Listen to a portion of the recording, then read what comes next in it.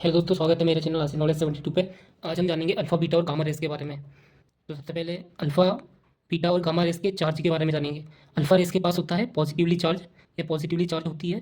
Beta race के पास होता है नेगेटिवली चार्ज। और जो गामा रेस है उसके पास कोई चार्ज नहीं होता। अब जानेंगे उनके मास के बारे में। तो जो अल्फ़ा रेस है उसके पास कुछ मास होता है, बीटा रेस के पास भी कुछ मास होता है, लेकिन गामा रेस के पास कुछ मास नहीं होता, मासलेस होती है गामा रे। तीसरा पॉइंट है दोस्तों, पेनेट्रेटिंग पावर मतलब भेदन क्षमता। तो दोस्तों अल्फा रे की जो भेदन क्षमता है वो बहुत कम होती है। बीटा रेस की जो भेदन क्षमता है वो अल्फा रेस से थोड़ी सी ज़्यादा होती है, लेकिन गामा रेस से कम होती है, मतलब मीडियम होती है। और जो गामा रेस है दोस्तों, इसकी पेनेट्रेटिंग पावर बहुत अधिक होती है। इतनी अधिक होती है कि ये जो ह्यूमन बॉडी के टिश्यू को भी पेनेट्रेट करके बहुत ज़्यादा डैमेज कर सकती है। तो गामा रेस की पेनेट्रेटिंग पावर बहुत अधिक होती है। और इसका एक और कारण है इसके पेनेट्रेटिंग पावर हाई होने का, कि इसके पास ना चार्ज होता है और ना ही कोई मास होता है। तो इसलिए इसकी पेनेट्रेटिंग पावर बहुत अधिक होती है। चौथा पॉइंट है दोस्तों कि ये इसकी खोज कब हुई थी। तो अल्फा रेस की खोज हुई थी 1899 में। अर्नेस्ट रदरफोर्ड ने इसकी खोज की थी 1899 में। बीटा रेस की खोज की थी 1900 में अर्नेस्ट रदरफोर्ड ने। जिसने अल्फा रेस की खोज की थी उसी ने बीटा रेस की खोज की थी। और गामा रेस की खोज की थी दोस्तों 1900 में पॉल विलार्ड ने। ठीक है, अब पांचवा पॉइंट आते हैं आयोनाइजिंग पावर। आयोनाइजिंग पावर होता है कि कोई भी एटम के इलेक्ट्रॉन को निकाल देना और उस पर एक चार्ज छोड़ देना। तो सबसे ज़्यादा आयोनाइजिंग पावर किसकी होती है? अल्फा रेस की। अल्फा रेस की क्यों होती है सबसे ज़्यादा आयोनाइजिंग पावर? क्योंकि इसका मास सबसे अधिक होता है। ये तीनों रेस में, तीनों जो रे है अल्फा बीटा गामा, इसमें सबसे ज़्यादा मास होता है अल्फा रेस का। तो अल्फा रेस का मास ज़्यादा होने के कारण इसकी आयोनाइजिंग पावर भी बहुत ज़्यादा होती है। और बीटा रेस की आयोनाइजिंग पावर होती है थोड़ी कम। अल्फा रेस से थोड़ी कम होती है बीटा रेस की आयोनाइजिंग पावर। और गामा रेस की आयोनाइजिंग पावर बहुत कम होती है, क्योंकि इसके पास कोई मास नहीं होता। ठीक है दोस्तों, अब छठवां पॉइंट जानेंगे कि इसका यूज़ क्या है। तो दोस्तों अल्फा रेस का यूज़ है पहला तो स्मोक डिटेक्टर में। अब स्मोक डिटेक्टर में इसका कैसा यूज़ होता है?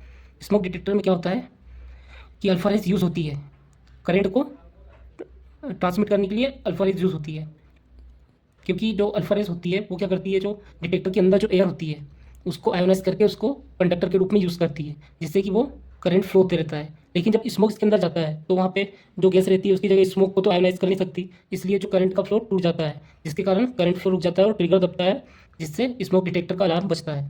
दूसरा यूज़ है दोस्तों इसका, अल्फा रेस का इंटरनल कैंसर ट्रीटमेंट के लिए। यानी कि जो कैंसर के जो टिश्यू है, जो डैमेज्ड है, उनको किल करने के लिए अल्फा रेस का यूज़ होता है। अब दूसरा बीटा रेस का यूज़ क्या है? बीटा रेस का यूज़ होता है दोस्तों पेपर थिकनेस मेजरमेंट के लिए। जो इंडस्ट्री में पेपर का उत्पादन होता है तो उसकी जो थिकनेस मापने के लिए बीटा रेस का यूज़ होता है। और दूसरा पॉइंट है बीटा रेस का मेडिकल ट्रीटमेंट के लिए यूज़ होता है। मेडिकल ट्रीटमेंट में क्या, ब्रैकीथेरेपी में यूज़ होता है। ब्रैकीथेरेपी में क्या करते हैं कि जो सील्ड बीटा रेस को कोई टिश्यू पे टारगेट करते हैं ताकि वो आसपास के टिश्यू को डैमेज ना करे और बस जो डैमेज टिश्यू है उसको जाके किल करें। तीसरा यूज़ है दोस्तों इसका पीईटी स्कैन में। पीईटी स्कैन में क्या होता है, बीटा रेस को अंदर ट्रांसमिट करके 3D इमेज बॉडी के जो मेटाबॉलिक ऑर्गन से अंदर के और फंक्शनल ग्रुप है उनका 3D इमेज बीटा रेस की मदद से बनाया जाता है।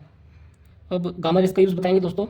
गामा रेस का यूज़ है स्टरलाइजेशन में यूज़ होता है। गामा रेस का मतलब जो जर्म्स है और जो कीटाणु है उनको मारने के लिए गामा रेस का यूज़ होता है।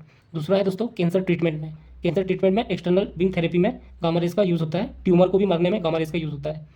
तीसरा है दोस्तों मेडिकल इमेजिंग, मतलब मेडिकल के जो ऑर्गन्स हैं उसकी इमेजिंग के लिए गामा रेस का उपयोग होता है। और चौथा है पाइप लीक डिटेक्शन, मतलब बड़ी बड़ी इंडस्ट्री में जो अंडरग्राउंड पाइप होते हैं उसमें कहीं लीकेज आ जाता है तो उसके डिटेक्शन के लिए गामा रेस का उपयोग होता है। और दोस्तों अल्फ़ा बीटा और गामा रेस में एक और सबसे बड़ा वो है कि जो अल्फ़ा रे है वो जो एक शीट ऑफ पेपर की मदद से भी रोकी जा सकती है। और बीटा रेस है, जो बीटा रेस है ये एक एल्यूमिनियम की शीट से रोकी जा सकती है। लेकिन गामा रेस है ये केवल लीड और वेरी थिक कंक्रीट से रोकी जा सकती है। मतलब कि अगर ये बॉडी में पड़ी गामा रेस तो ये पूरे टिश्यू को डैमेज कर देंगी, पेनिट्रेट कर देंगी। गामा रेस यहाँ तक कि अपनी हमारी हड्डियों को भी पेनिट्रेट कर देंगी और हमारे डीएनए को डिस्ट्रॉय कर सकती है। इसलिए गामा रेस को दोस्तों बहुत डेंजरस माना गया है। उम्मीद करता हूँ मेरा वीडियो पसंद आया होगा। चैनल को सब्सक्राइब करें इससे और वीडियो जानने के लिए।